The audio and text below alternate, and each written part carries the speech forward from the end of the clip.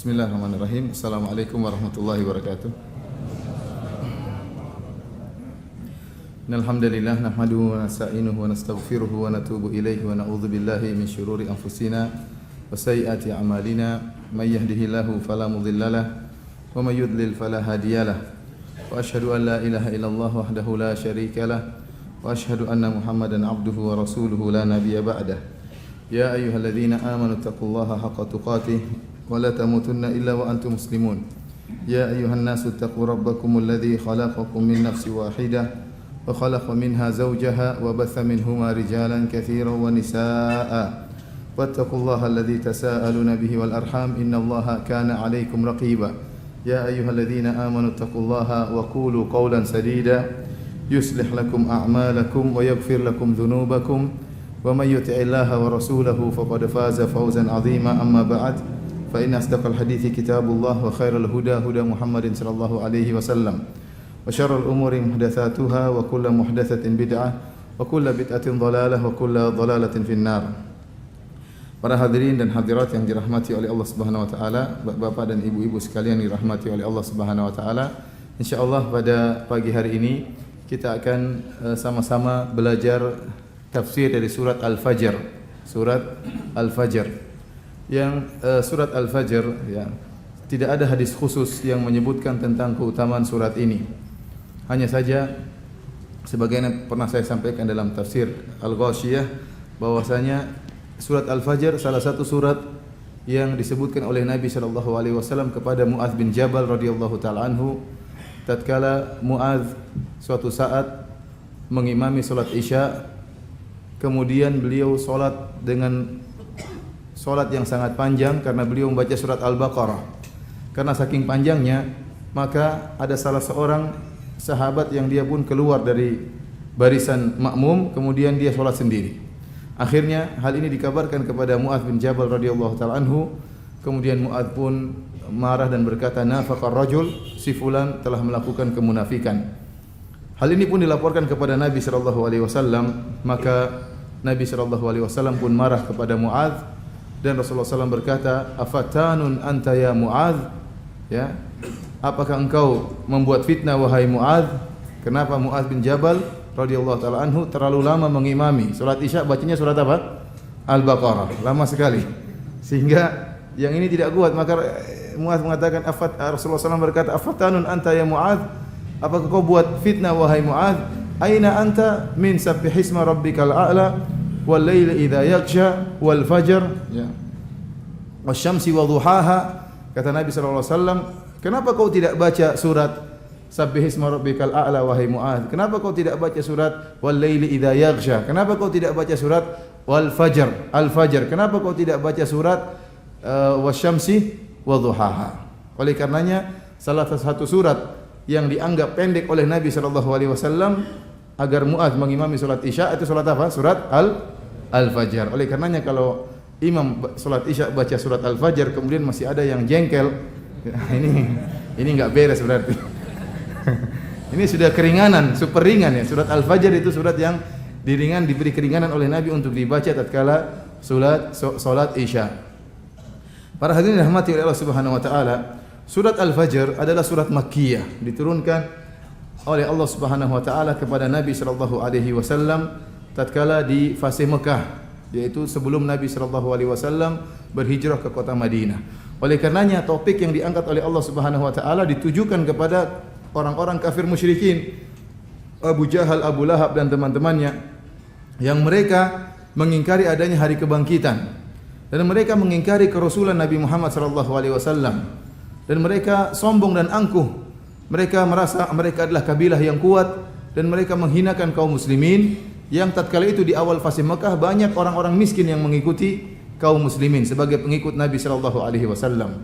Oleh karenanya Nabi sallallahu alaihi wasallam, Allah Subhanahu wa taala dalam surat ini seakan-akan mentahdid mereka, mengancam mereka ya. Wahai orang-orang kafir Quraisy, janganlah kalian terpedaya dengan jumlah kalian yang banyak, janganlah kalian terpedaya dengan kekuatan kalian yang besar, janganlah kalian terpedaya dengan kekayaan kalian. Sesungguhnya telah berlalu umat-umat yang lebih hebat dari kalian, seperti kaum Ad, kaum Samud dan kaumnya Fir'aun. akan tapi Allah pernah membinasakan mereka.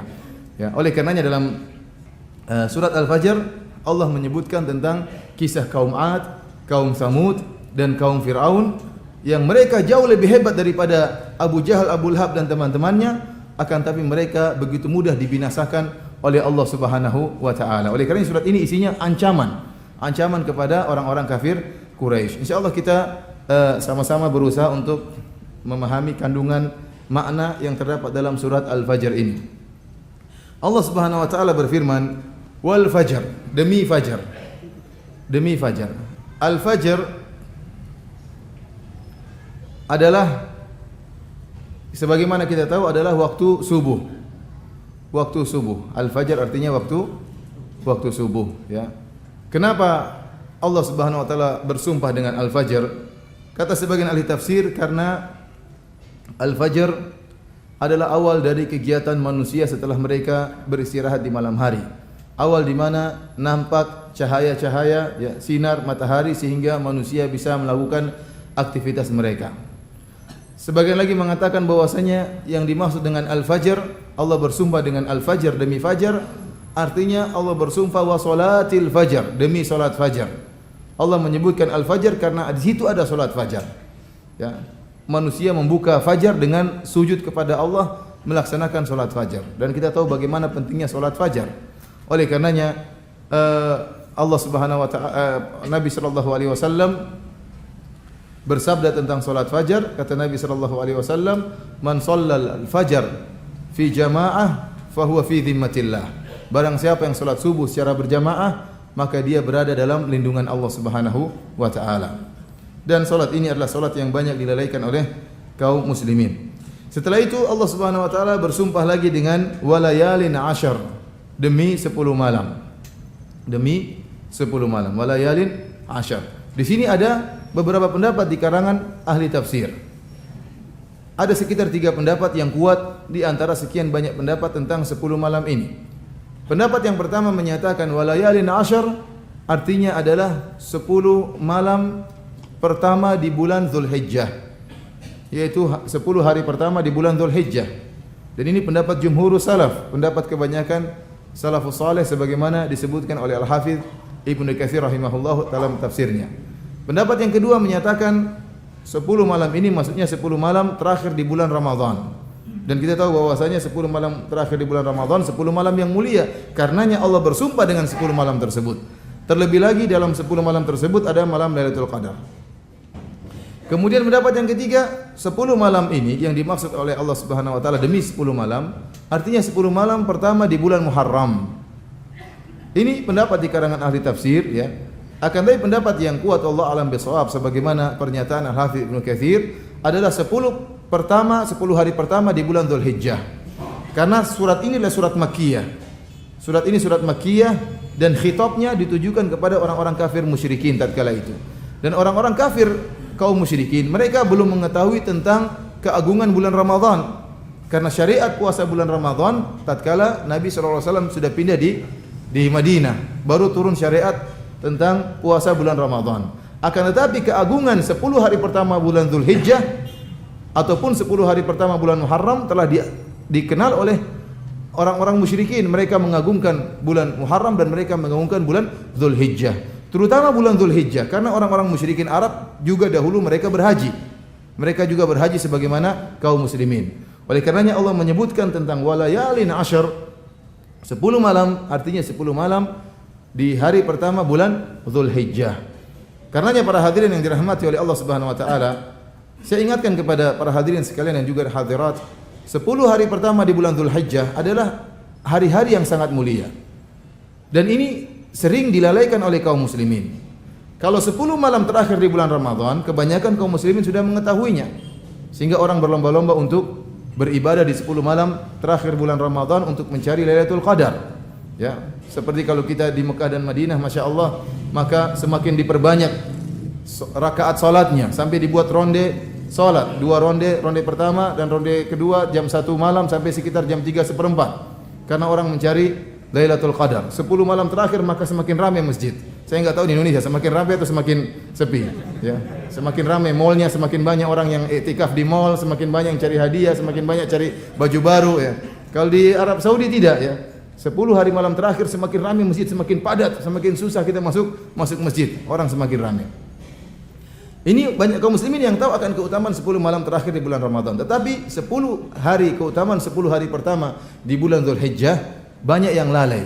Padahal Nabi SAW bersabda dalam hadis yang sahih, "Ma min ayyamin al-amalu salihu fihinna ahabbu ila Allah min hadzal ashar." Kata Nabi SAW, tidak ada hari-hari yang amalan saleh paling dicintai oleh Nabi pada hari-hari tersebut seperti 10 hari pertama di bulan Dzulhijjah. Sampai para sahabat bertanya, "Walal jihad fisabilillah?" Wahai Rasulullah, apakah lebih dicintai oleh Allah daripada jihad fisabilillah? Kata Nabi SAW, "Walal jihad fisabilillah." Beramal soleh di 10 hari pertama bulan Dzulhijjah lebih dicintai oleh Allah daripada jihad fisabilillah. Kata Nabi SAW, "Illa rajulan kharaja bimalihi wa nafsihi thumma lam yarji' min dzalika bi syai'." Kecuali seorang yang dia keluar berjihad, dia bawa jiwanya, dia bawa hartanya, kemudian dia meninggal dunia, kemudian hartanya dirampas oleh musuh, baru sama dengan orang beramal soleh di bulan Dzulhijjah, 10 hari yang pertama di bulan Dzulhijjah.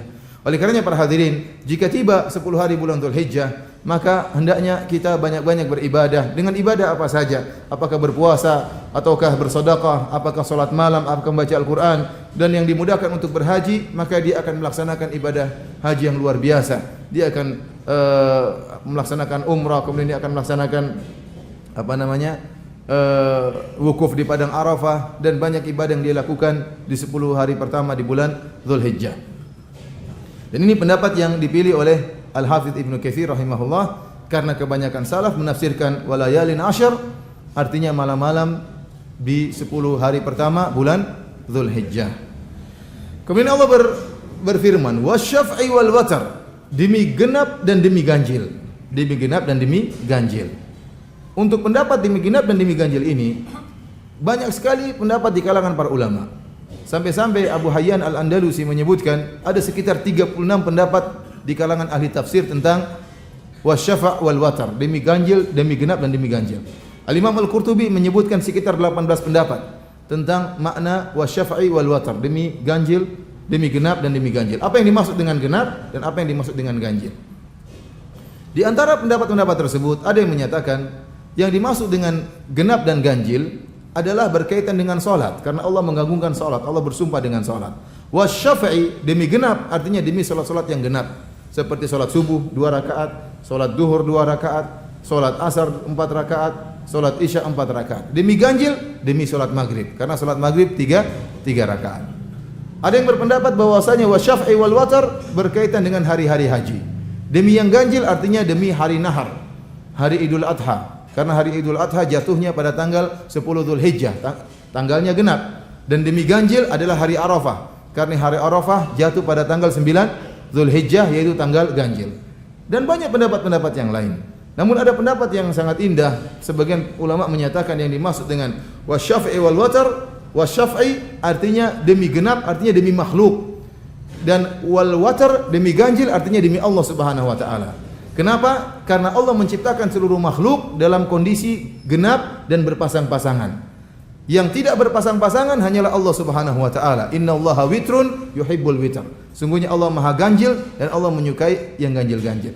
Oleh karenanya Allah berfirman dalam Al-Qur'an, "Wa min kulli syai'in khalaqna zawjayn la'allakum tadhakkarun."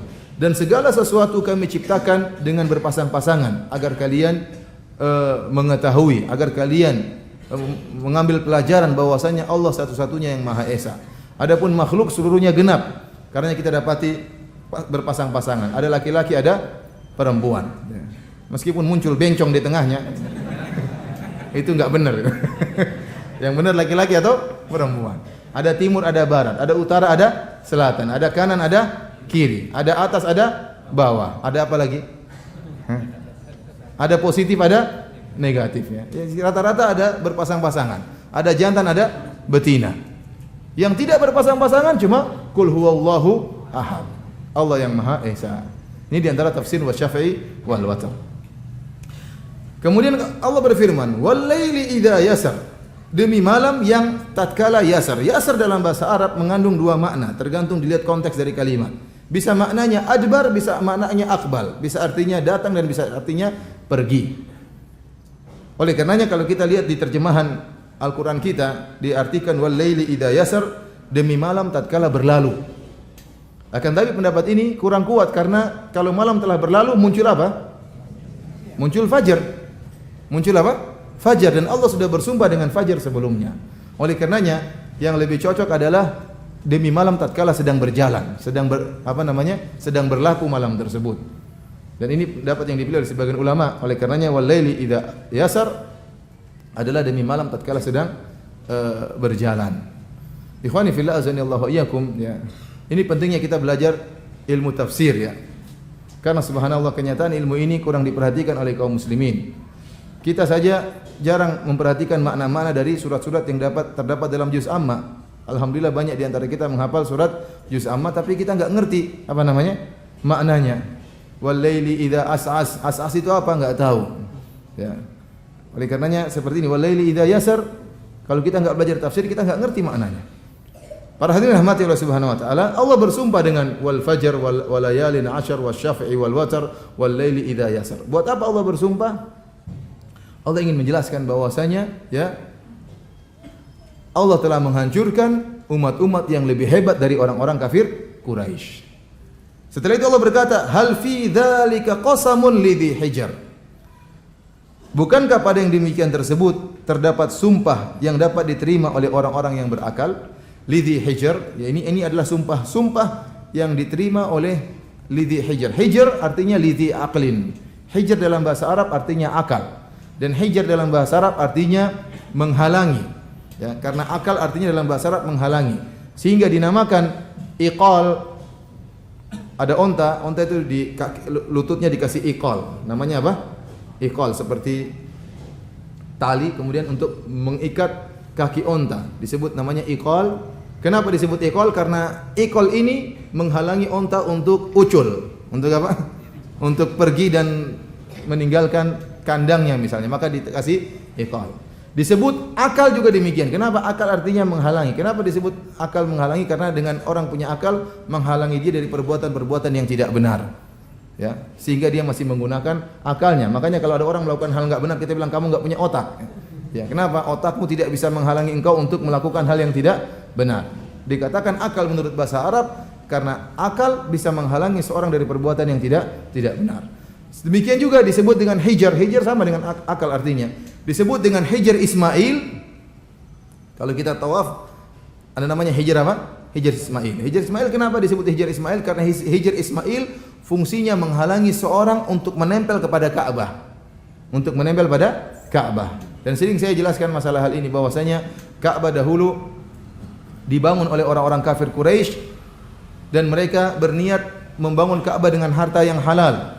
Ternyata uang mereka kurang ya. Mereka mengatakan tidak boleh kita bangun Ka'bah dengan hasil zina, tidak boleh dengan hasil riba, tidak boleh dengan hasil menzalimi orang lain.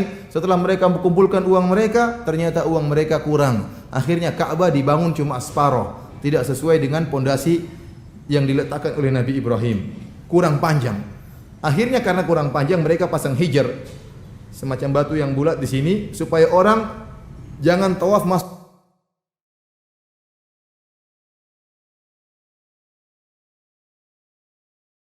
di dalam. Kalau orang tawafnya masuk nempel ke Ka'bah maka tidak sah tawafnya karena dia belum tawaf Ka'bah secara sempurna. Maka disebut dengan apa? Hijr Ismail. Karena hijr ini berfungsi menghalangi seorang untuk nempel kepada Ka'bah tatkala sedang tawaf. Oleh karenanya Allah mengatakan hal fi dzalika qasamun lidzi hijr. Bukanlah pada hal ini ada sumpah bagi orang-orang yang berakal. Itu Allah bersumpah dengan hal ini semua untuk mengingatkan orang-orang kafir Quraisy bahwasanya ada umat-umat yang lebih hebat dari kalian ternyata dibinasakan oleh Allah Subhanahu wa taala. Setelah itu Allah akan menyebutkan 3 umat. Allah berfirman, "Alam taro kaifa fa'ala rabbuka bi'ad?" Tidakkah engkau melihat bagaimana apa yang Allah lakukan terhadap kaum 'Ad? Irama dzatil 'imad. Kemudian kata Allah Subhanahu wa setelahnya, "Wa thamudal ladzina jabu as-sakhra bil wad." Dan lihatlah bagaimana Allah hancurkan kaum Thamud yang mereka memotong batu dari lembah. Kemudian Allah juga menyebutkan wa fir'auna dzil autad, demikian juga kaum Firaun. Jadi Allah sebutkan 3 kaum. Pertama kaum Ad, kedua kaum Samud, dan ketiga kaum Fir'aun. Adapun kenapa Allah mengkhususkan penyebutan 3 kaum ini? Allah tidak menyebutkan kaum-kaum yang lain yang mungkin juga dibinasakan oleh Allah Subhanahu wa taala. Karena 2 kaum ini, kaum Ad dan kaum Samud adalah kaum Arab. Mereka termasuk al-Arab al-Baidah, Arab yang sudah punah. Jadi mereka kabilah sukunya suku Arab. Tetapi suku Arab yang tinggal di zaman dahulu. Sehingga berita tentang kaum Ad dan kaum Samud benar-benar diketahui oleh orang-orang kafir Quraisy. Bahkan orang-orang kafir Quraisy kalau melakukan perdagangan berjalan dari Mekah menuju ke negeri Syam, mereka akan melewati Diyar Samud, perkampungan kaum Samud yang sampai sekarang masih ada di kota Al-Ula. Ya. Saya alhamdulillah 2 kali ke sana. Ya. Kota Al-Ula, kota yang sangat indah. Ya. Barang siapa yang ke sana dia akan melihat bagaimana relief dari gunung-gunung kota Al-Ula yang sangat indah. Sampai-sampai saya melihat ada turis ya, ada bule. Bule apa bule? Ada bule. Ya. Bule itu apa sih? Iya pokoknya bule itu apa namanya? Berkulit apa? Pirang ya. Mereka datang untuk melihat relief apa namanya gunung-gunung tersebut. Yang menakjubkan di kota Al-Ula subhanallah. Ada gunung yang sangat panjang entah berapa kilo. Rata, seakan-akan Allah kapak itu gunung, cerek. Sehingga mobil bisa naik ke atas jalan di atas gunung tersebut. Kalau nggak percaya ke sana ya. Sana luar biasa, menurut sangat indah. Karena waktu mau ke sana, saya minta izin sama Syekh Abdul Razak. Syekh, saya besok mau ke sana jadi tidak bisa gini-gini, kata Syekh. Nanti kau lihat di sana relief gunung sangat indah, kau tidak akan pernah lihat dimanapun. Ternyata benar, reliefnya sangat apa? Sangat indah. Seakan-akan kerang, antum tahu kerang dasar laut, tapi kerang ini di darat. Jadi seperti kerang-kerang kan banyak relief-reliefnya seperti kena air itu seakan-akan di daratan. Jadi banyak gunung-gunung di sana. Dan gunung-gunung tersebut dipahat oleh kaum Samud untuk dijadikan rumah oleh mereka. Oleh karenanya orang-orang kafir Quraisy yang mereka berjalan melakukan perdagangan dari Mekah menuju ke negeri Syam, ke Suria dan yang lainnya, maka mereka akan melewati kaum Samud. Sehingga berita tentang kaum Ad dan kaum Samud mereka tahu. Oleh karenanya Allah menyebutkan tentang cerita kaum Ad dan kaum Samud. Setelah itu Allah menyebutkan juga tentang Fir'aun. Fir'aun memang tidak diketahui oleh orang-orang kafir Quraisy karena Fir'aun bukan suku Arab. Fir'aun di Mesir, suku lain. Akan tetapi cerita tentang Fir'aun cerita yang masyhur. Kenapa orang-orang Yahudi sering membanggakan penyebutan kisah Nabi Musa yang ditolong oleh Allah Subhanahu wa taala di mana Allah menenggelamkan Fir'aun dan bala tentaranya. Sehingga kisah tentang Fir'aun juga masyhur karena orang Yahudi sering bercerita. Sehingga 3 kaum ini, kaum Ad dan kaum Samud dan kaum Fir'aun diketahui ceritanya oleh orang-orang kafir Quraisy. Dan 3 kaum ini jauh lebih hebat daripada kaum Quraisy. Akan tapi Allah binasakan mereka. Kita mulai kata Allah Subhanahu wa taala, Alam taro kaifa fa'ala rabbuka bi'ad. Tidakkah engkau melihat bagaimana Tuhanmu Allah berbuat kepada kaum Ad? Iram dzatil imad. Iram yang memiliki tiang-tiang yang tinggi. Allati lam yukhlaq mithluha fil bilad. Yang tidak pernah dibangun seperti mereka di negeri-negeri. Jadi kaum Ad ya adalah kaum yang sangat hebat dan sangat kuat tubuh mereka. Allah mengutus Nabi Hud kepada mereka karena mereka berbuat kesyirikan. Kata Allah, wa ila adin akhahum hudan qala ya qaumi ibudullaha ma lakum min ilahin ghairu. Maka kami utus kepada kaum Ad Nabi Hud. Dan Nabi Hud berkata, wahai kaumku, sembahlah Allah saja, tidak ada sembahan selain Allah Subhanahu wa taala. Nabi Hud juga berkata kepada kaum Ad, wadhkuru idh ja'alakum khulafa'a min ba'di qaumi Nuhin wa zadakum fil khalqi bastah. Kata Nabi Hud, ingatlah wahai kaum Ad, Allah telah menjadikan kalian berkuasa setelah kaum Nabi Nuh. Setelah kaum Nabi Nuh. Dan Allah memberikan kalian tubuh yang kuat. Jadi Nabi Hud mengatakan justru anugerah kekuatan yang Allah berikan kepada kalian harusnya menjadikan kalian bersyukur bertauhid kepada Allah, bukan malah berbuat kesyirikan. Saking sombongnya kaum Ad dengan kekuatan yang mereka miliki, mereka mengatakan kata Allah Subhanahu wa taala, fa amma 'adun fastakbaru fil ardi bighairil haqq wa qalu man ashaddu minna quwwah. Adapun kaum Ad, maka mereka sombong dan congkak dan angkuh di atas muka bumi. Kemudian mereka berkata, man asyaddu minna quwwah, siapa yang lebih kuat daripada kami? Karena tubuh mereka kuat. Kata Allah, awalam yarau anna Allah alladhi khalaqahum huwa asyaddu minhum quwwah. Apakah mereka tidak sadar, mereka tidak tahu yang menciptakan mereka yaitu Allah lebih hebat daripada mereka. Mereka merasa sombong, merasa kuat, yang menciptakan mereka lebih kuat. Karenanya banyak cerita-cerita tentang kaum Ad.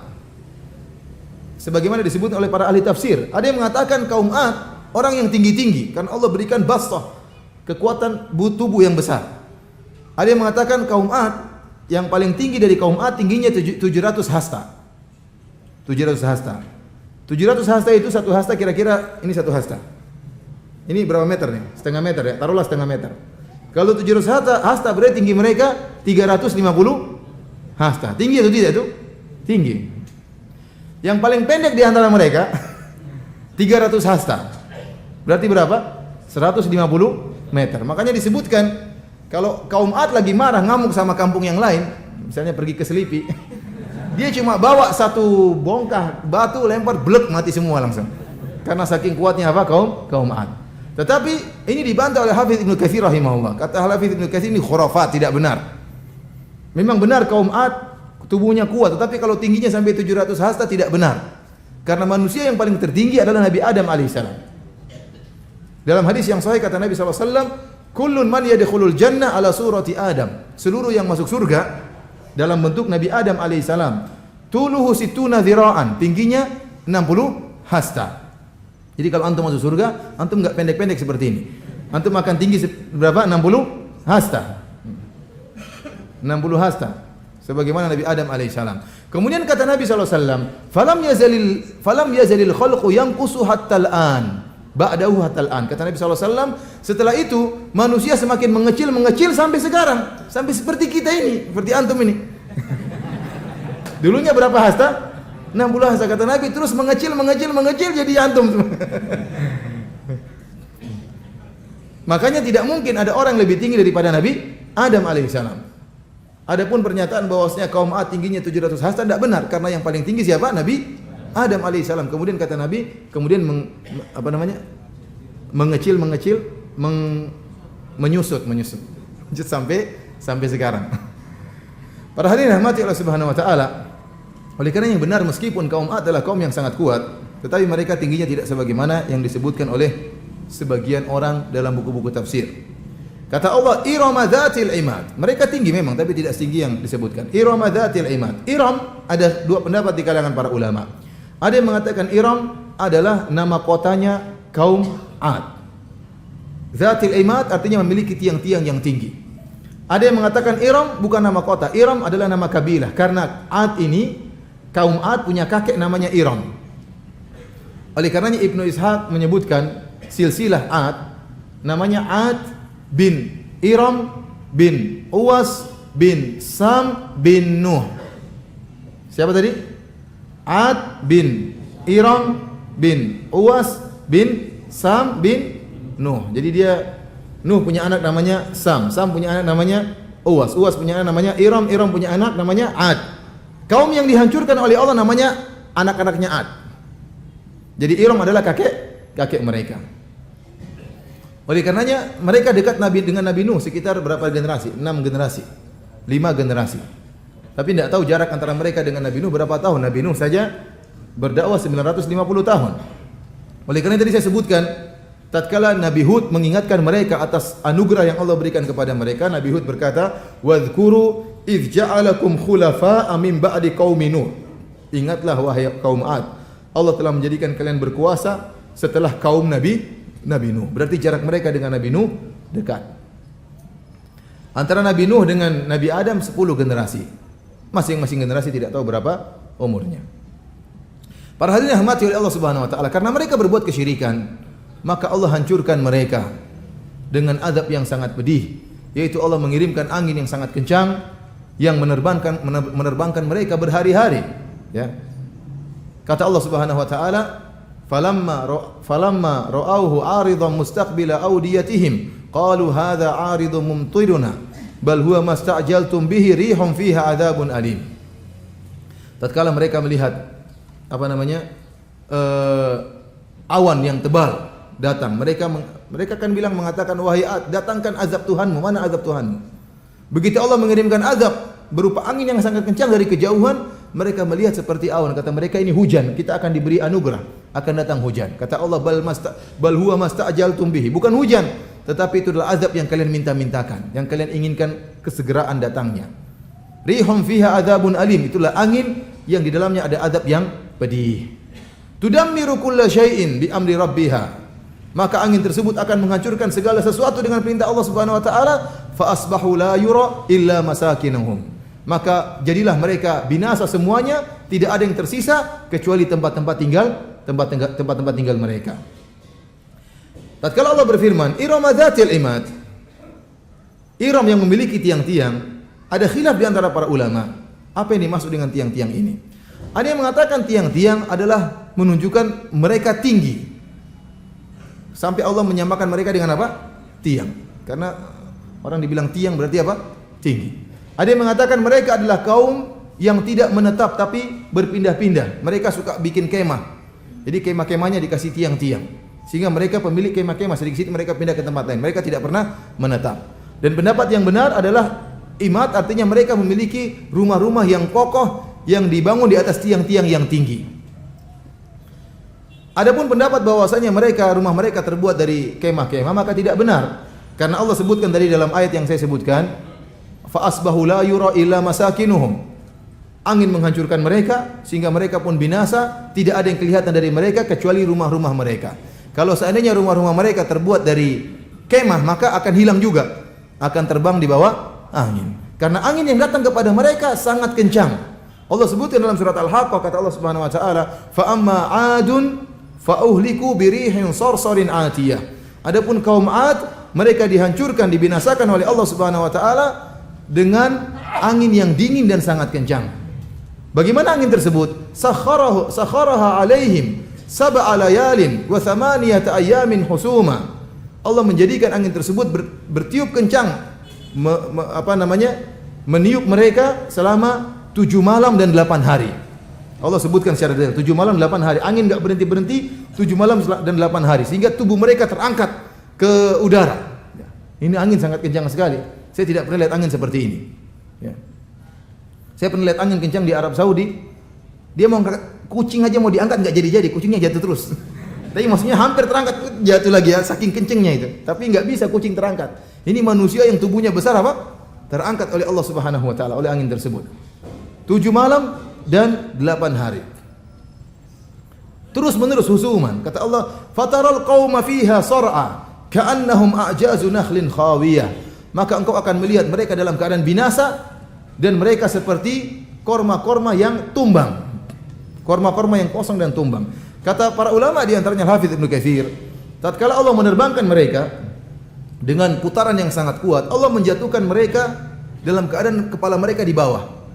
Sehingga tatkala mereka di bawah jatuh ke tanah langsung congklek kepalanya. Jadi seperti batang korma yang tumbang. Jadi tubuh mereka seperti batang korma, sementara kepala mereka patah, ceklek gitu, seperti itu cara matinya mereka. Allah binasakan mereka kaum 'Ad yang begitu sangat sombong. Kata Allah, "Fahal tara lahum min baqiyah?" Apakah engkau melihat ada yang tersisa dari mereka? Jawabannya tidak ada, semuanya binasa. Semuanya binasa. Kata Allah Subhanahu wa taala, "Allati lam yukhlaq mithluha fil bilad." Yang suku 'Ad tidak pernah diciptakan suku seperti mereka ini, yang kuat dan hebat. Namun ternyata Allah binasakan mereka. Seakan-akan Allah berkata kepada kaum Quraisy, "Wahai orang-orang kafir Quraisy, kalian kemampuan kalian seberapa? Kekuatan kalian seberapa? Tidak sebagaimana kaum 'Ad, tapi Allah hancurkan mereka dengan mudah." Setelah itu Allah sebutkan tentang kaum Samud. "Wa Samudal ladzina jabus sakhra bil wad." Demikian juga kaum Samud yang mereka memotong batu-batu besar di lembah. Disebutkan tidak ada kaum yang sehebat kaum Samud.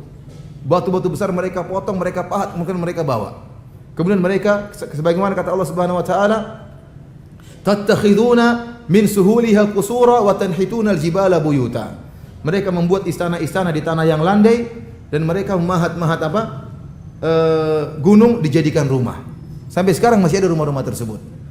Saya waktu ke sana saya lihat ada kumpulan rumah. Kumpulan gunung, mungkin ada 10 rumah atau belasan rumah. Kemudian gunung yang satu dibuat beberapa rumah juga. Di setiap kumpulan gunung itu ada satu rumah yang lebih besar. Di situ ada patung-patung manusia, patung kepala manusia. Ini mungkin bentuk bukti mereka berbuat syirik. Kemudian ada lagi di gunung sebelah sana ada beberapa rumah pahatan. Jadi masuk rumah kaum Samud tidak tinggi, tidak. Dia tingginya seperti atau pendeknya seperti kita ini ya. Tidak tinggi seperti kaum Ad, tidak. Oleh karena kalau kita masuk ke dalam rumah mereka, tingginya biasa wajar. Cuma kita masuk dalam rumah tersebut, nanti ada dipan-dipan mereka buat, ada rak-rak piring mungkin entah makannya pakai piring atau pakai cobek enggak tahu saya. Pokoknya ada rak-raknya ya, ada dipannya. Ya, seperti rumah dipahat dalam gunung tersebut dipahat. Jadi saya lihat ada kumpulan gunung ada kumpulan rumah, mungkin ini RT 1, RT 2, RT 3 ya. Enggak tahu, yang penting demikianlah kondisi mereka. Ya. Jadi mereka hebat dalam masalah pahat memahat dan lumayan bagus cara memahat mereka, bagus. Siapa mereka ini? Kaum Samud adalah pengikut Nabi Saleh. Mereka berbuat kesyirikan. Kata Allah Subhanahu wa taala, wa ila Samud akhahum Salihan qala ya qaumi ibudullaha ma lakum min ilahin ghairuh. Kepada kaum Samud kami utus Nabi Saleh, saudara mereka. Saleh berkata, wahai kaum Samud, sembahlah Allah saja dan janganlah kalian berbuat kesyirikan. Namun mereka mengejek Nabi Saleh. Mereka mengatakan atanhana an na'budu. Apa kalau melarang kami untuk menyembah apa yang disembah oleh nenek moyang kami? Bahkan mereka berkata, ya Salihu laqad kunta fina marjuwan qabla hadza. Wahai Saleh, kami dulu berharap engkau jadi pemimpin kami. Sekarang kok begini modelmu? Berdakwah apa? Tauhid. Ya, mereka tadinya ingin menjadikan Saleh sebagai apa? Pemimpin. Ternyata Nabi Saleh mengingatkan mereka dari bahaya berbuat kesyirikan. Kemudian mereka mengejek Nabi Saleh. Disebutkan dalam buku-buku tafsir, suatu saat mereka kumpul karena bosan mendengar Nabi Saleh mendakwakan tauhid. Mereka mengatakan, wahai Saleh, kalau kau bisa datangkan mukjizat, kau keluarkan onta dari batu, maka kami akan beriman dengan engkau. Tetapi syarat ontanya warnanya putih, perutnya bunting, pokoknya dia sebutkan syarat, tingginya sekian. Akhirnya Nabi Saleh mendengar permintaan mereka, dia pun salat dan berdoa kepada Allah Subhanahu wa taala, maka Allah datangkan mukjizat tersebut. Tiba-tiba batu terpecah keluar onta dari batu tersebut. Onta sebagaimana yang diinginkan oleh mereka. Warnanya demikian, kemudian umurnya sekian, kemudian perutnya kelihatan janin dalam perut onta tersebut. Tatkala keluar tersebut, sebagian orang beriman kepada Nabi Saleh, itu orang-orang miskin. Adapun orang-orang yang kaya, ya, orang mungkin kepala-kepala suku, kepala RT dan yang lainnya tidak mau beriman kepada Nabi Saleh. Dan mereka sombong dan mereka mengejek kepada pengikut Nabi Saleh yang rata-rata orang-orang miskin. Ya. Dan Nabi Saleh alaihissalam membuat peraturan tentang ontanya Allah ini.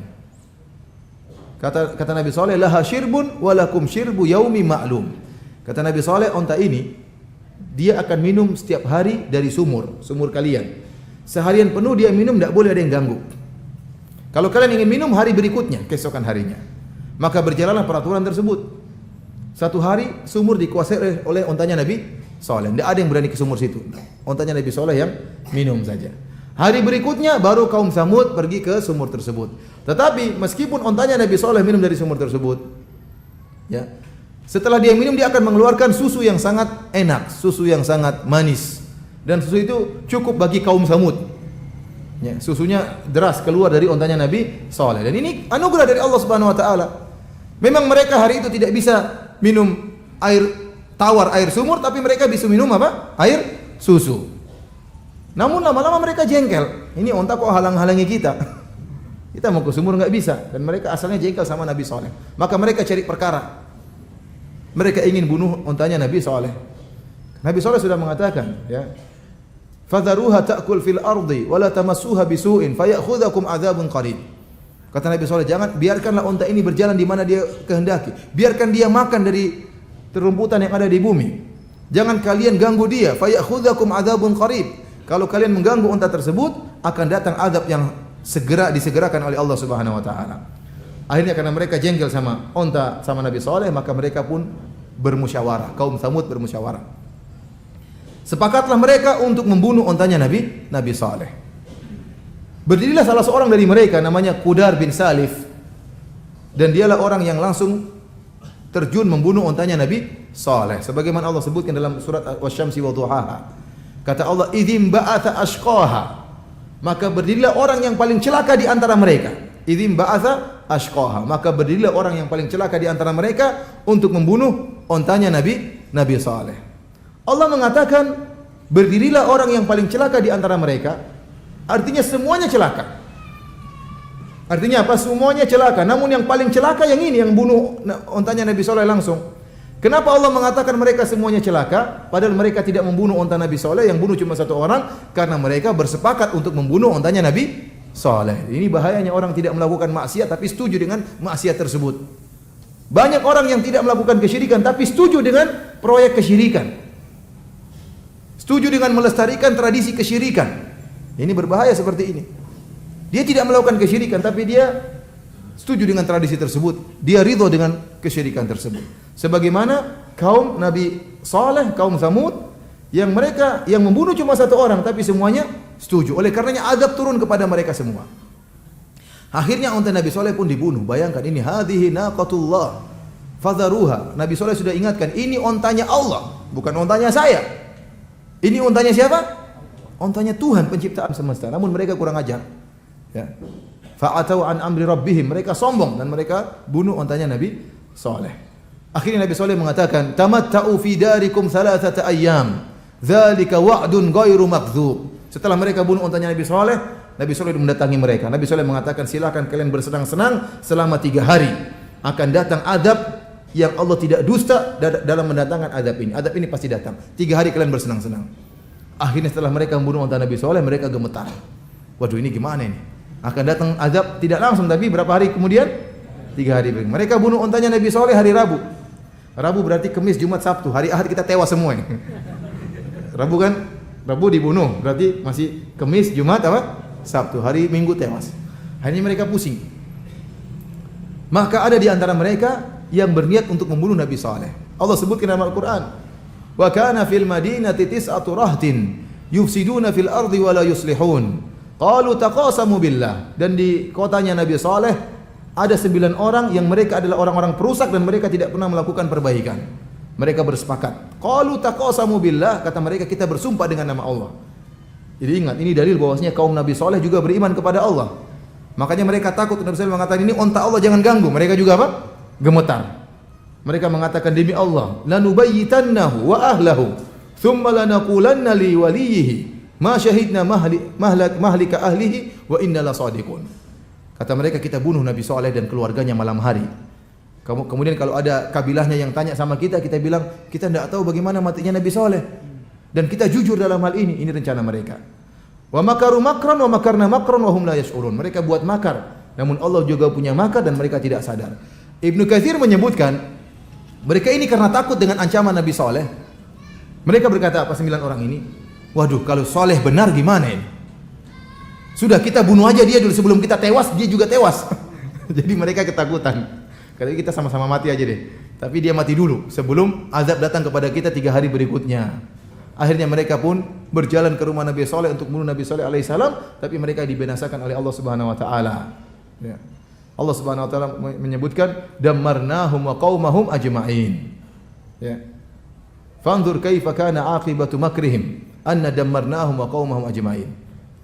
Lihatlah bagaimana akibat dari makar mereka. Kami hancurkan mereka yang 9 orang sebelum teman-temannya. Jadi mereka ini 9 tewas dulu sebelum apa? Kaum Tsamud yang lainnya. Maka tibalah hari Kamis, mereka menunggu. Gemetar nunggunya. Matahari terbenam, alhamdulillah. Artinya selamat. Tiba berikutnya hari apa? Hari Jumat. Wajah mereka semakin pucat. Matahari terbenam, kemudian matahari terbit, lolos. Tiba hari apa, Sabtu. Hari terakhir. Kata Nabi Saleh, tamatta'u fi darikum thalathata ayyam. Silakan berpuas-puas, bersenang-senang 3 hari. Namun mereka tidak bisa bersenang-senang. Mereka gemetar. Maka pada hari Sabtu lewat hari Minggu, hari perjanjian tersebut, tatkala fajar menyingsing, mereka bingung apa yang akan terjadi. Tiba-tiba Allah Subhanahu wa taala binasakan mereka. Ya. Allah mengirim sayhah, suara yang sangat keras. Allah pernah membunuh suatu kaum dengan suara yang sangat keras. Itu kaum siapa? Nabi Saleh. Allah goncangkan mereka dari bawah dan suara yang sangat keras, akhirnya mereka pun binasa tatkala itu. Inilah kaum Nabi Saleh. Yang kata Allah, wa samudal ladzina jabu as-sakhra bil wad. Kata Allah, wahai kaum Quraisy, lihatlah kaum Nabi Saleh, kaum Tsamud yang bisa memotong batu-batu di lembah. Kalian bisa apa? Kalian tidak bisa. Namun mereka dihancurkan oleh Allah Subhanahu wa taala. Setelah itu Allah Subhanahu wa taala menyebutkan tentang Firaun. Wa fir'auna dzil autad, dan Firaun yang memiliki tali-tali, pasak-pasak.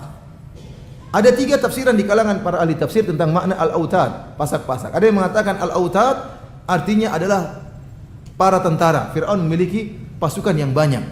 Dan pasukan Firaun jauh lebih banyak daripada pasukan orang kafir Quraisy. Orang kafir Quraisy pasukannya cuma sedikit. Firaun sampai banyak sekali pasukan dia. Dengan lengkap dengan kuda-kuda dan peralatan yang sangat banyak. Namun Allah binasakan mereka. Pendapat yang kedua yang disebut dengan al-autad adalah tali-tali yang dipasang pada pasak-pasak karena Firaun suka menyiksa Bani Israel.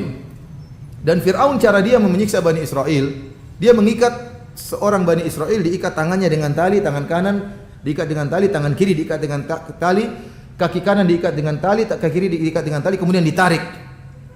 Ditarik, diletakkan batu di atas sampai meninggal dunia. Ini cara Firaun menyiksa Bani Israel. Kemudian ada yang mengatakan autad, kenapa Firaun dikatakan Firaun pemilik tali-tali, pasak-pasak?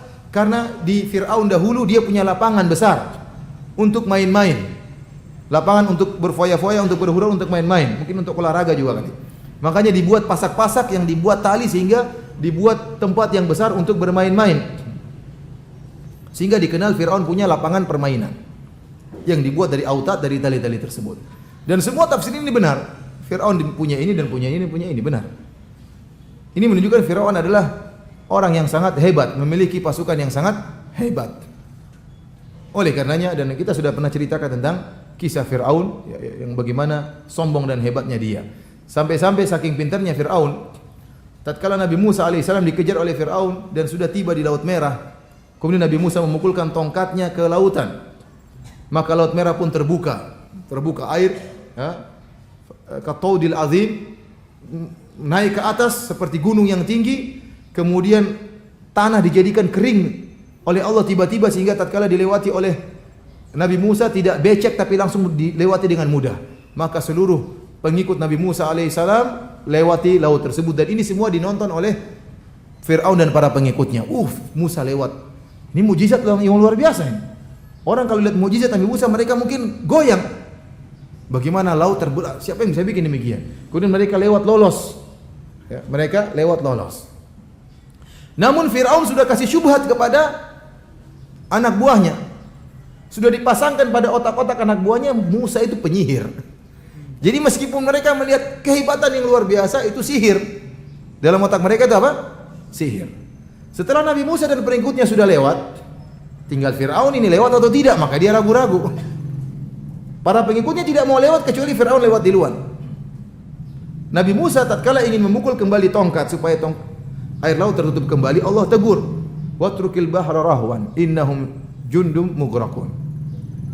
Kata Allah Subhanahu wa taala, biarkan jangan dipukul itu lautan. Kata Allah Subhanahu wa taala, mereka akan menjadi tentara yang ditenggelamkan oleh Allah Subhanahu wa taala.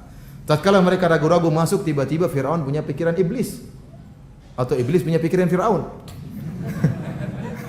Firaun mengatakan, lihat, laut masih tetap terbuka karena saya Tuhan.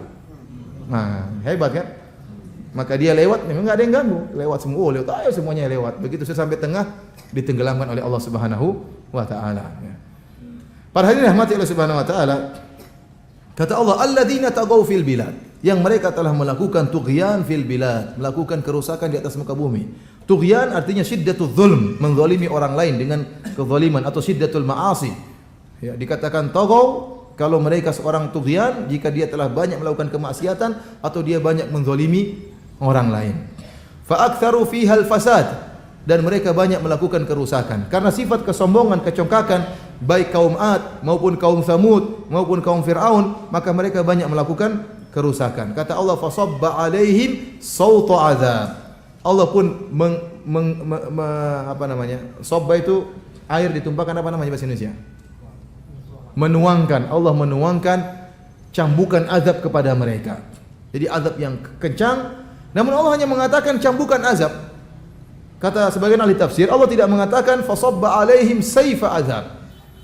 Maka Allah pun menuangkan kepada mereka pedang azab, tetapi Allah mengatakan cambukan azab. Artinya apa? Ini azab yang masih ringan jika dibandingkan dengan azab di akhirat. Ini hanya azab kecil, satunya dikasih angin tewas, satunya ditenggelamkan, satunya dikasih suara yang memekikkan sehingga meninggal dunia semuanya, binasa. Ini azab yang sepele. Dan ini adalah peringatan kepada orang-orang kafir Quraisy. Wahai orang-orang kafir Quraisy yang kalian sombong, lihatlah kaum-kaum yang lebih hebat daripada kalian. Kaum Ad, kaum Samud dan kaum Fir'aun. Allah binasakan mereka dengan sedikit azab. Kalau kalian terus ingkar kepada Allah, kalian akan diazab dengan azab yang lebih pedih di mana? Di neraka Jahannam. Inna rabbaka labil mirsad. Kata Allah Subhanahu wa taala, dan Rabb engkau benar-benar mengawasi. Labil mirsad artinya mengawasi. Ya berbeda hanya sekedar melihat. Orang melihat dengan pengawasan, lebih dalam pengawasan. Jadi Allah mengawasi setiap gerik-gerik kalian wahai orang-orang kafir Quraisy. Allah mengawasi setiap perkataan kalian. Allah mengawasi setiap ucapan kalian. Tindak tanduk kalian diawasi oleh Allah Subhanahu wa taala dan akan ada balasannya. Setelah itu para hadirin yang dirahmati oleh Allah Subhanahu wa taala, Allah membantah keyakinan yang dimiliki orang-orang kafir Quraisy yang mereka adalah orang-orang kaya, mereka adalah orang-orang yang memiliki kedudukan di kota Mekah. Adapun pengikut Nabi Muhammad SAW kebanyakannya orang-orang miskin. Sehingga mereka menyangka kalau kami kaya berarti Allah memuliakan kami. Adapun Muhammad dan para pengikutnya yang miskin dihinakan oleh Allah Subhanahu wa taala. Maka Allah berfirman, "Fa ammal insanu idza mabtalahu rabbuhu fa akramahu wa na'amahu fa yaqulu rabbi akraman." Adapun manusia jika Allah memberikan harta kepada mereka, maka mereka akan mengatakan Allah telah memuliakan kami. Wa amma idza mabtalahu faqadara alaihi rizqahu fa yaqulu rabbi ahanan. Adapun jika Allah menguji mereka dan menyempitkan rezeki mereka, maka mereka akan berkata Allah telah menghinakan kami. Kata Allah, kalla, sekali-sekali tidak. Sekali-sekali tidak. Persangkaan kalian wahai orang kafir Quraisy bahwasanya kekayaan merupakan tanda pemuliaan dan kemiskinan merupakan tanda penghinaan, ini adalah keyakinan yang tidak benar. Maka Allah mengatakan kalla, sekali-sekali tidak. Ikhwani fillah akhwati fiddin azani Allah wa iyyakum. Kalau datang kalimat kalla dalam Al-Qur'an, dan ini sering kalla, kalla, kalla sering. Maka ada dua kemungkinan maknanya. Sebagaimana dijelaskan oleh Imam Al-Qurtubi rahimahullah. Kalau ada perkara yang ingin dibantah oleh Allah sebelumnya, maka kalla artinya sekali-sekali tidak benar. Kalimatuz zajar war rada yang artinya sekali-sekali tidak benar karena ada yang ingin dibantah oleh Allah sebelumnya. Tetapi kalau kalla muncul tanpa ada sesuatu yang ingin dibantah sebelumnya, maka kalla artinya haqqan, penekanan, sungguh-sungguh, artinya sungguh-sungguh. Adapun dalam ayat ini Allah mengatakan kalla, sekali-sekali tidak. Sekali-sekali tidak. Artinya apa yang kalian yakini wahai kaum musyrikin, kekayaan merupakan tanda pemuliaan dan kemiskinan merupakan tanda penghinaan dari Allah, ini tidak benar. Kemudian Allah mengatakan balla tukrimunal yatim, kalian tidak memuliakan anak-anak yatim. Allah mencela orang-orang kafir Quraisy. Wala tahadduna ala ta'amil miskin, kalian tidak saling memotivasi mengajak untuk memberi makan kepada fakir miskin. Wa ta'kuluna turatha aklan lamma, dan kalian makan harta warisan, dan kalian makan harta yang halal maupun yang haram kalian campur adukan untuk kalian makan. Wa tuhibbunal mala hubban jamma, dan kalian benar-benar mencintai harta kalian. Allah mencela mereka yang tidak beri makan kepada fakir miskin dan mereka tidak memperhatikan anak yatim, dan orang-orang kafir Quraisy dahulu kebiasaan mereka tidak memperhatikan anak yatim. Kalau ada anak yatim yang lemah maka mereka ambil hartanya. Dan mereka tidak memberi makan kepada fakir miskin. Perhatikan di sini. Surat ini tadi kita jelaskan di awal pengajian kita adalah surat apa? Makkiyah atau Madaniyah? Makkiyah. Dan kita tahu Nabi SAW berdakwah di kota Mekah selama 13 tahun, konsentrasi Nabi kepada akidah. Karena orang-orang kafir Quraisy mengingkari hari kebangkitan. Ternyata meskipun Nabi konsentrasi kepada akidah, Nabi tidak membiarkan, Nabi tetap berdakwah tentang memperhatikan anak yatim dan fakir miskin. Oleh karenanya masalah memperhatikan anak yatim, memberi sumbangan kepada fakir miskin adalah perkara yang prinsip dalam agama. Sampai-sampai tatkala Nabi konsentrasi dalam masalah akidah, masalah ini tetap diangkat oleh Allah Subhanahu wa taala. Oleh karenanya kalau kita punya kelebihan harta maka jangan lupa untuk bersedekah, memberikan kepada fakir miskin dan juga memberikan kepada anak yatim. Apa sebabnya orang-orang kafir Quraisy mereka enggan memberi sumbangan kepada fakir miskin, tidak memperhatikan anak yatim? Kata Allah, wa tuhibbunal mala hubban jamma, karena kalian sangat cinta kepada harta. Ini sebabnya mereka sangat cinta kepada harta, cintanya lebih luar biasa kepada harta. Sifat yang wajar dari manusia cinta kepada harta itu wajar. Tapi yang tidak wajar mencintai harta sampai cinta yang mendalam. Benar-benar merasuk dalam dada mereka, dalam jiwa-jiwa mereka. Ini yang tidak wajar. Sehingga apa? Harta tersebut menghakimi, menjadi hakim dalam mengatur kehidupan mereka. Waktu mereka diatur oleh harta, waktu salat mereka diatur oleh harta, waktu pengajian mereka diatur oleh harta. Mau salat kalau ternyata bertabrakan dengan urusan bisnis, salatnya ditinggalkan. Kalau salat bertabrakan dengan urusan bisnis, salatnya ditunda. Dijamak juga tidak apa-apa. Semuanya gara-gara apa? Harta yang mengatur. Semua kegiatan, bahkan demi harta memutuskan silaturahmi. Demi harta bermusuhan dengan sesama ikhwan atau sesama saudara bermusuhan. Gara-gara apa? Harta. Harta yang menghakimi dia. Ini namanya orang mencintai harta lebih daripada yang lainnya. Oleh karena saya sangat menakjubkan orang-orang Indonesia kalau sudah punya mobil, Masya Allah, cintanya kepada mobil luar biasa. Cinta yang sangat mendalam. Sehingga kalau mobilnya tergores, yang sakit hatinya bukan mobilnya. Kalau di Arab Saudi mobil tergores-gores biarin aja, cuek aja. Kalau di sini mobil buat gaya, di Arab Saudi bukan buat gaya, memang buat apa? Dipakai. Waktunya tergores biarin aja, tidak diperbaiki. Cuek mereka. Tapi kalau Indonesia, Masya Allah, mobil buat gaya, mobilnya dielus terus. Istrinya tidak pernah dielus-elus. Ini kenyataan ikhwan. Lebih dia mencintai mobilnya daripada istrinya. Istrinya kadang dia tempeleng, kadang dia marah, tidak jadi. Mobilnya tidak bisa. Cintanya kepada harta luar biasa. Inilah yang menjadikan orang pelit. Ya, karena cinta kepada harta yang sangat luar biasa sehingga tidak memberi makanan kepada fakir miskin, ya mengeluarkan duit rasanya berat, ya ini gara-gara kecintaan yang terhadap harta. Saya katakan cinta kepada harta itu wajar, yang tidak boleh menjadikan harta cinta terlalu dalam atau menjadikan dunia lebih daripada akhirat. Oleh karenanya Nabi sallallahu alaihi wasallam berdoa, "Wala taj'alid dunya akbara hammina." Ya Allah, janganlah kau jadikan dunia lebih yang merupakan cita-cita kami yang terbesar. Ini yang tidak diperbolehkan. Para hadirin rahmati Allah Subhanahu wa taala, kemudian Allah berkata, "Kalla idza dukkatil ardu dakkan dakka." Kalla. Ini datang lagi kalimat kalla. Tetapi Allah tidak ingin membantah kalimat sebelumnya. Oleh karenanya kalla di sini artinya haqqan. Sebagaimana pendapat sebagian ahli tafsir. Seakan-akan Allah mengatakan sungguh-sungguh idza dukkatil ardu dakkan dakka, akan digoncangkan bumi dengan goncangan yang diulang-ulang oleh Allah Subhanahu wa taala. Kapan? Tatkala hari kiamat.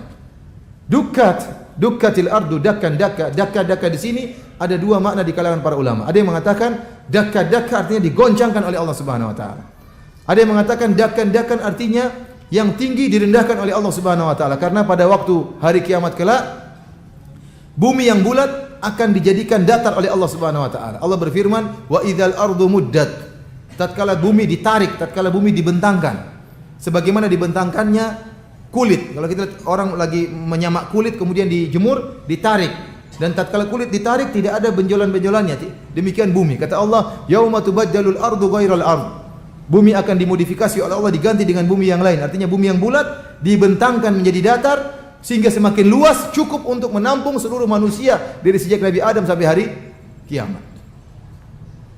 Untuk dikumpulkan di padang apa? Mahsyar. Gunung-gunung tatkala itu dihancurkan oleh Allah Subhanahu wa taala sehingga bumi menjadi datar. Setelah bumi menjadi datar, manusia dibangkitkan seluruhnya, kemudian Allah turunkan matahari dengan jarak 1 mil. Oleh karenanya semua merasa kepanasan dari segala arah. Karena bumi dalam keadaan apa? Datar. Kemudian kata Allah, "Wa jaa'a rabbuka wal malaku saffan saffan." Kemudian datang Rabbmu dan malaikat bersaf-saf. Allah datang untuk memulai persidangan.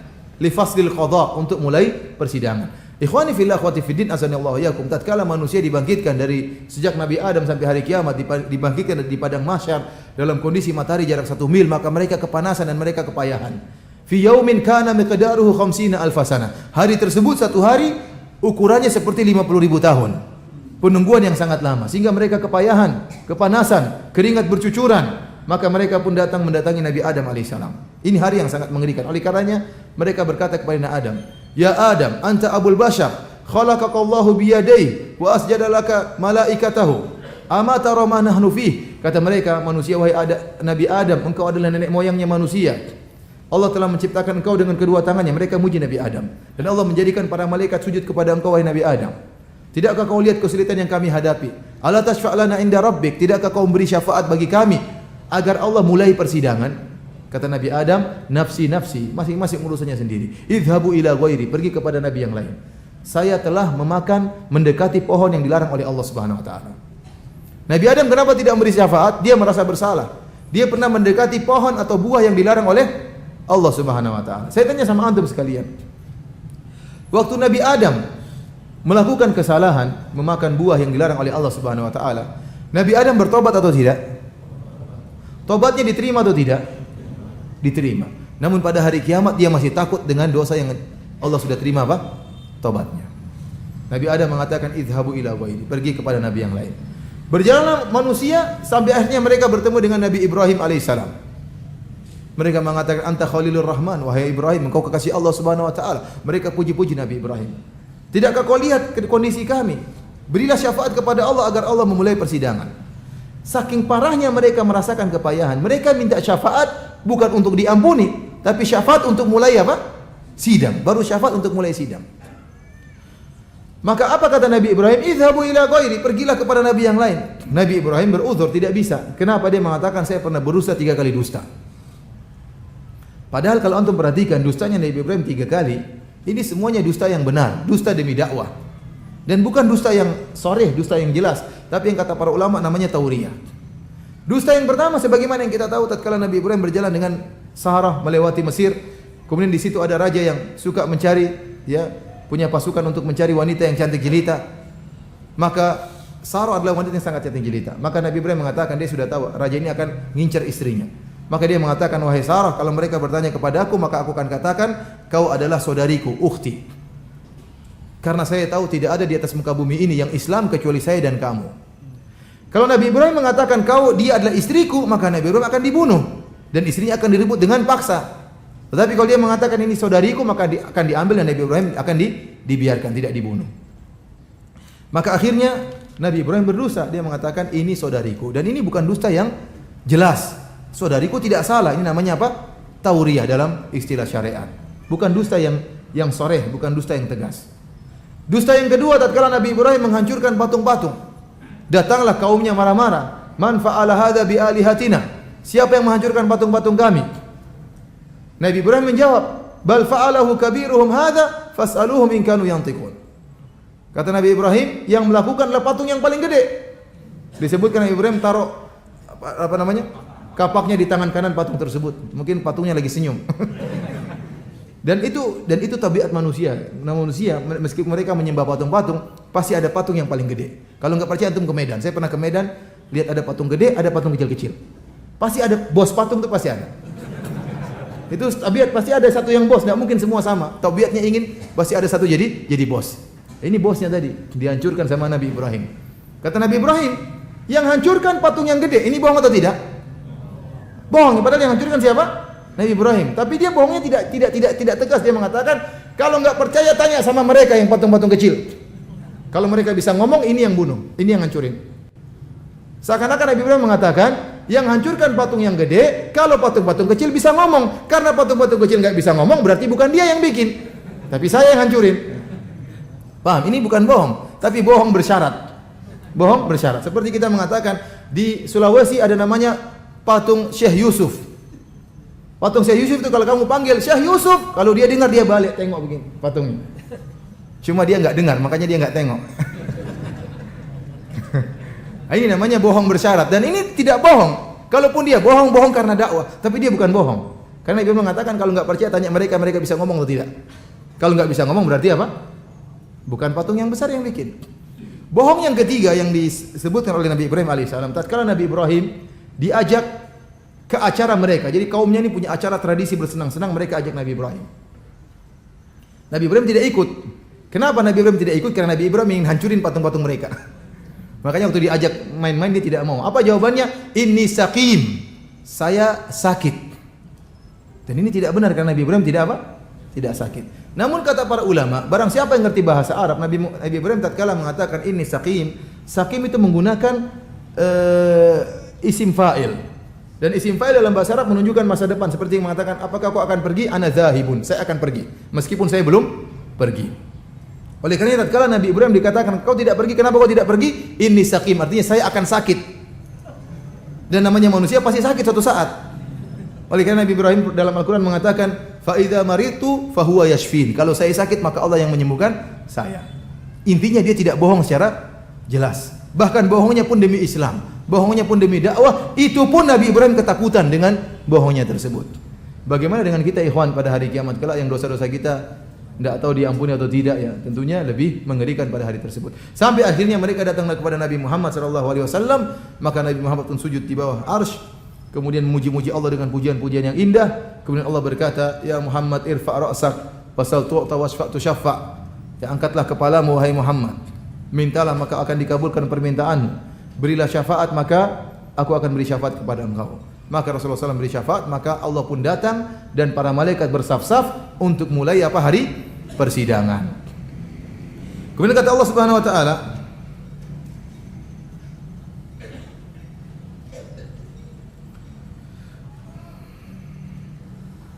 waji'a yauma idzin bi jahannam, maka pada hari tersebut didatangkan neraka jahanam.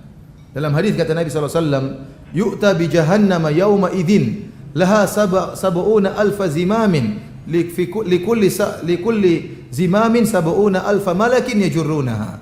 Kata Nabi sallallahu alaihi wasallam, didatangkan neraka jahanam pada hari tersebut yang memiliki 70.000 tali. Yang masing-masing tali ditarik oleh 70.000 malaikat. Ini jahanam sangat besar. Kita enggak tahu talinya sebesar apa dan jarak satu tali dengan tali yang lain sebesar apa, dan setiap tali ditarik oleh 70.000 malaikat. Kita enggak tahu satu malaikat besarnya seperti apa. Ya. Ditarik, dihadirkan neraka jahanam tersebut. Kata Allah, yauma idzi yatadzakkarul insan, maka pada hari tersebut manusia akan ingat. Ingat apa? Seluruh yang pernah dia lakukan akan dia ingat. Baik kemaksiatan maupun kebaikan. Dalam ayat yang lain, ya Allah mengatakan yatadzakkarul insanu ma sa'a. Allah manusia akan ingat seluruh apa yang pernah dia lakukan. Yauma yatadzakkarul insanu ma sa'a. Hari tersebut manusia akan ingat seluruh yang pernah dilakukan. Kita sekarang sudah melupakan seluruh maksiat yang kita lakukan. Namun pada hari kiamat semuanya akan diingatkan oleh Allah Subhanahu wa taala. Kalau kita ditanya berapa orang yang pernah kau gibah, kita sudah lupa siapa-siapa orang tersebut. Ustaz tersebut kau sudah gibahi dia berapa kali? Lupa. Kalau ustaz ini kayaknya 10 kali. Kalau yang itu enggak tahu berapa. Banyak orang, terlalu banyak yang kita gibah. Kalau ditanya berapa aurat wanita yang haram yang sudah kau lihat, terlalu banyak. Yang main Facebookan, yang main internetan, yang jalan di jalan, yang nonton, semuanya pernah melihat terlalu banyak maksiat. Semuanya akan diingatkan oleh Allah Subhanahu wa taala. Yang kita lupakan seluruhnya, baik hasad kita yang kita lupa, kita pernah hasad sama orang, Allah akan ingatkan. Riak kita pernah riak, pengin dipuji, pengin disanjung, pengin dihormati, semua akan diingatkan oleh Allah Subhanahu wa taala. Ya, suudzon kita, suudzon kepada si fulan, suudzon kepada si fulan, kita semua lupa. Semuanya diingatkan, baik amal jawarih maupun amal hati. Pada hari tersebut semua orang akan ingat dengan maksiat yang pernah dia lakukan. Kata Allah, yauma idzi yatadzakkarul insan wa anna lahu dzikra. Maka buat apa dia ingat pada hari tersebut? Tidak ada faedahnya. Tidak bisa merubah kondisi. Semakin dia mengingat, semakin dia rasa takut. Kata Allah, yaqulu ya laitani qaddamtu li hayati. Maka manusia pada hari tersebut mengatakan, aduhai seandainya aku beramal di dunia untuk kehidupanku di akhirat. Semua manusia menyesal pada hari tersebut. Sebagaimana penjelasan para ahli tafsir. Bahkan banyak ahli tafsir menyebutkan di antara yang menyesal adalah orang-orang beriman, yang masuk surga pun menyesal. Pelaku maksiat menyesal. Pelaku maksiat menyesal, tentu dia akan sangat menyesal.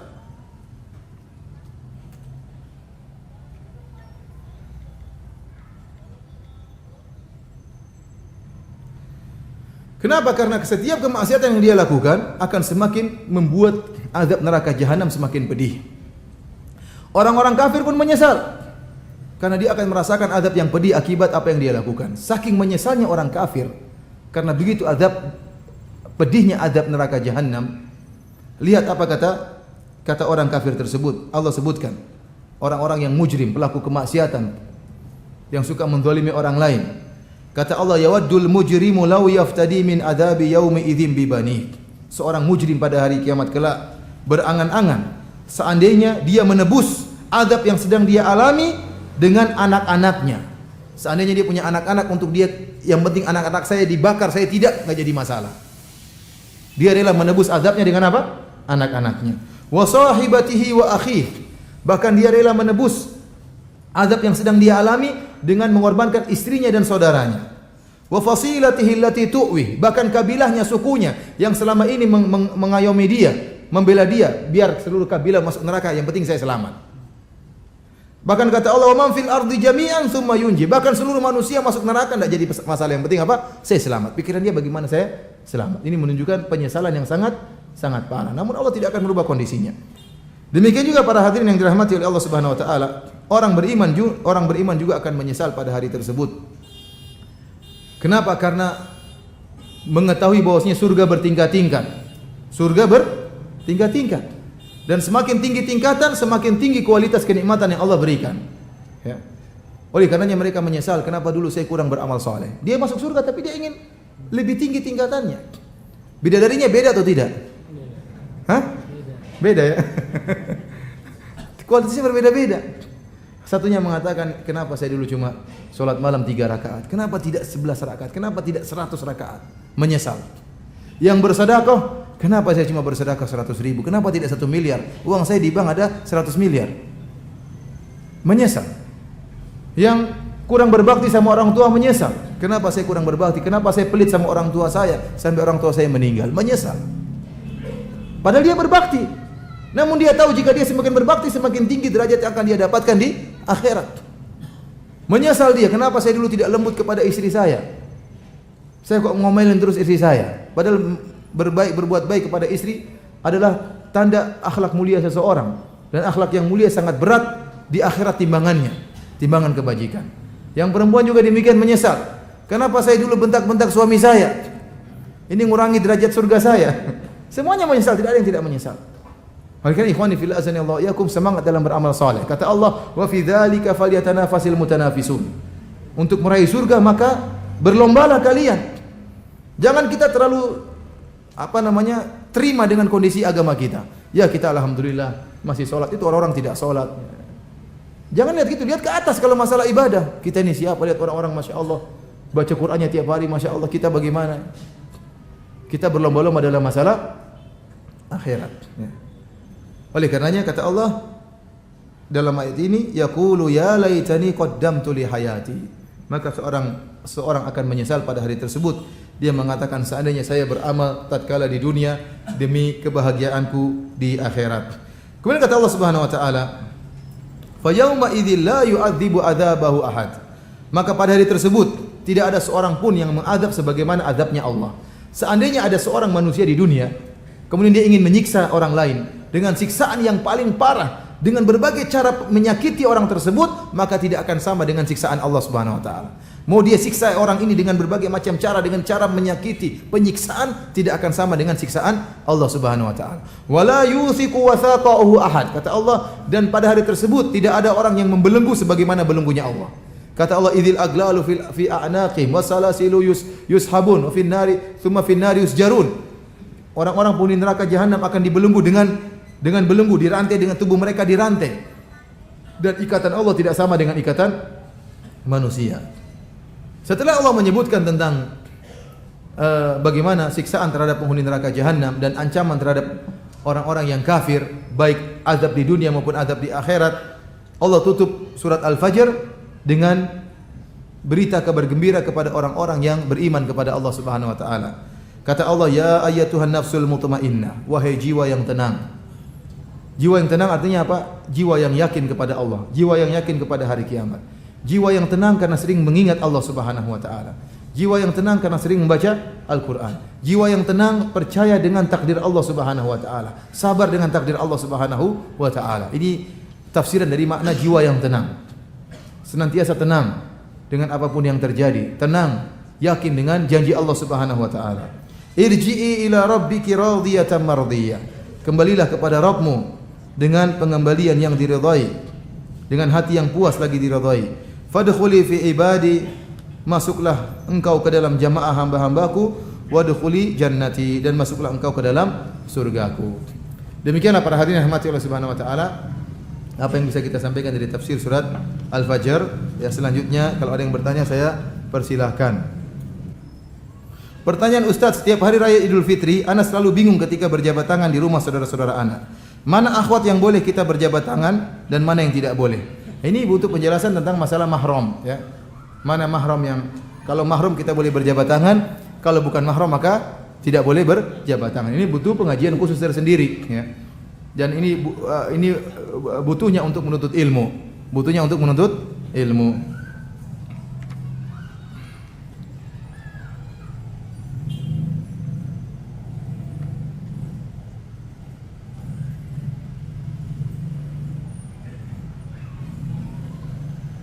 Tadi dikatakan bahwa Rasulullah mengatakan bahwa tinggi Nabi Adam adalah 60 hasta. Kemudian seiring waktu bertambah kecil. Apakah ini berarti manusia memang berevolusi? Bagaimana Islam memandang teori revolusi atau evolusi orang kafir?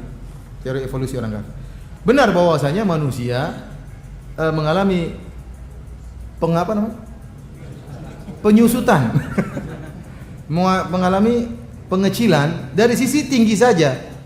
Bukan dari sisi anggota tubuh. Oleh karena Nabi Adam tetap aja bentuknya manusia. Manusia pertama Nabi Adam alaihissalam. Bukan sebagaimana pernyataan Charles Darwin yang mengatakan bahwasanya manusia asalnya monyet, dari monyet yang merangkak, kemudian monyet yang berdiri, kemudian lama-lama berdiri tegak, kemudian lama-lama semakin tampan, semakin gagah, semakin maco, semakin mantap, jadilah seperti antum-antum sekalian. Kalau dia tatkala berkaca melihat wajahnya mirip monyet, itu urusan dia. Kalau kita enggak, orang Islam meyakini manusia pertama siapa? Nabi Adam.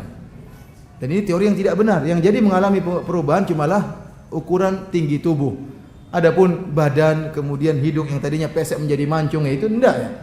Kemudian tadinya bongkok menjadi berdiri. Ini tidak benar. Buktinya monyet-monyet yang hidup 1400 tahun yang lalu sampai sekarang tetap aja jadi monyet. Kalau seandainya mereka mengalami evolusi, harusnya mereka sudah jadi tampan semua monyet-monyet sekarang. Oleh karenanya teori tersebut teori yang tidak benar. Ustadz, ada cerita tentang mumi Fir'aun yang diawetkan di balsem yang ada di Mesir. Apakah benar adanya? Allah alam bisawab ya. Yang jelas memang Allah selamatkan jasad Fir'aun. Ya, kata Allah Subhanahu wa taala, "Al-yauma nunajjika bi badanika litakuna liman khalfaka ayah wa inna katsiran minan nasi an ayatina laghafilun." Pada hari ini kami akan selamatkan jasad Fir'aun agar menjadi pelajaran bagi orang-orang setelah Fir'aun. Sering saya sampaikan, kalau Fir'aun seandainya jasadnya tenggelam dalam lautan, maka akan banyak orang mengatakan Fir'aun belum mati. Ya, Fir'aun belum mati. Makanya Allah munculkan jasadnya sebagai bukti Fir'aun sudah tewas. Ini orang yang sangat congkak, yang sangat sombong, yang pernah mengaku sebagai Tuhan sudah tewas. Ini buktinya jasadnya. Seandainya dia hilang dalam lautan, tidak kelihatan, maka orang akan mengatakan Fir'aun belum mati. Fir'aun lagi jalan-jalan, ketemu Nyi Roro Kidul. Oleh karena jadikan nampakkan jasadnya biar kelihatan dia sudah tewas. Namun apakah yang ada sekarang di Mesir adalah Fir'aun yang itu? Allah alam, saya nggak tahu. Saya tidak tahu.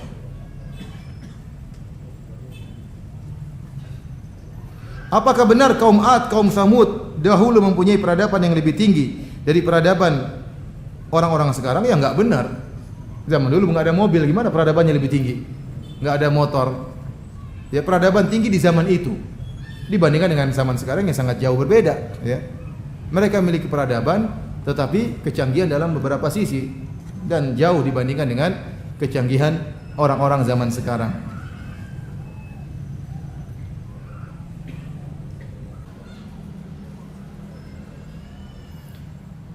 Apakah zakat mal bisa disalurkan untuk pembangunan masjid atau pada anak yatim? Zakat mal untuk anak-anak yatim.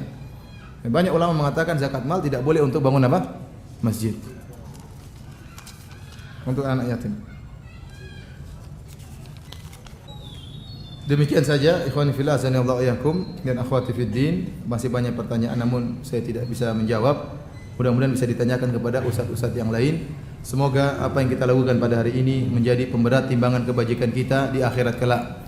Hari yang dimana tidak bermanfaat harta maupun anak-anaknya. Tetapi yang bermanfaat adalah hati yang bersih tatkala bertemu dengan Allah Subhanahu wa taala. Sebagaimana Allah mengumpulkan kita di masjid ini, semoga Allah mengumpulkan kita di surganya kelak bersama Nabi sallallahu alaihi wasallam dan para sahabatnya. Wabillahi taufik. Assalamualaikum warahmatullahi wabarakatuh. Subhanakallah bihamdika.